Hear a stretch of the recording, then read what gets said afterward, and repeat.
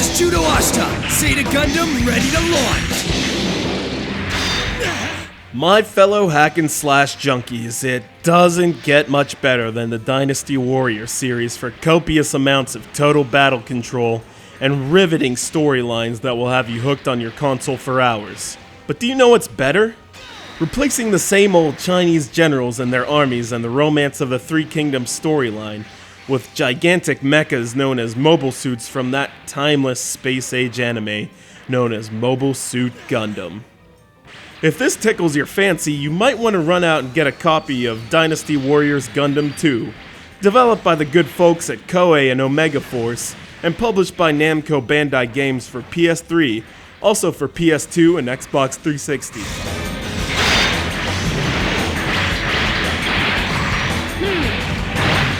I would like to give a special thanks to my friend David in Ohio for this contribution to the CGRundertow studios. If you've been following me long enough, you'll know that no matter how mindless and repetitive a hack and slash like the Dynasty Warriors series may seem to the more nitpicky gamer, I will always defend the notion that blowing away an entire army of Zaku tanks never gets old. Dynasty Warriors Gundam 2 follows along with the framework of the Dynasty Warriors series. You can select from over 60 mobile suits from variations of the Gundam anime. Typically, you'll start playing in either official or mission modes.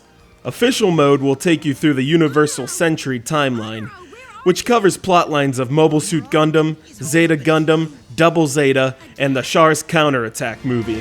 How did I end up getting dragged into a war?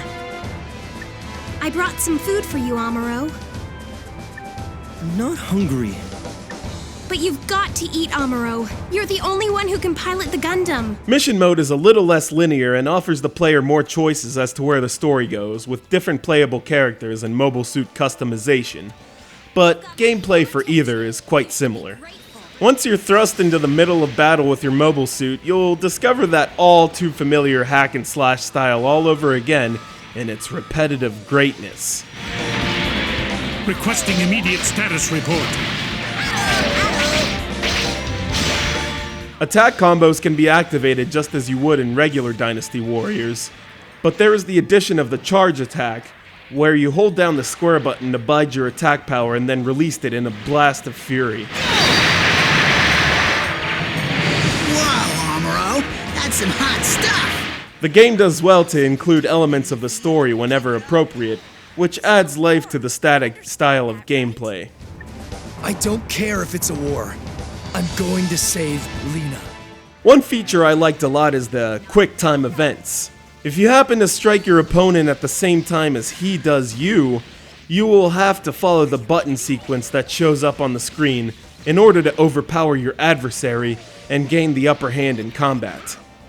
As you progress with your character, your mobile suit will get stronger, and you will have access to more weapons, which is pretty much standard routine for Dynasty Warriors titles. My biggest disappointment was the lack of Japanese voice track from the first Dynasty Warriors Gundam title. Just like when I am watching anime, I prefer to have subtitles and original voice actors. Also, trying to follow along with the story is kind of tough when you aren't a die-hard Gundam fan, but I felt the same way with the original Dynasty Warriors.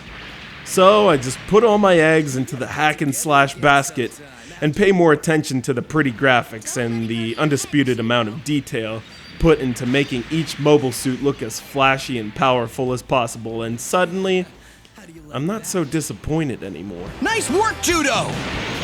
Argama is approaching the drop zone. All hands, prepare.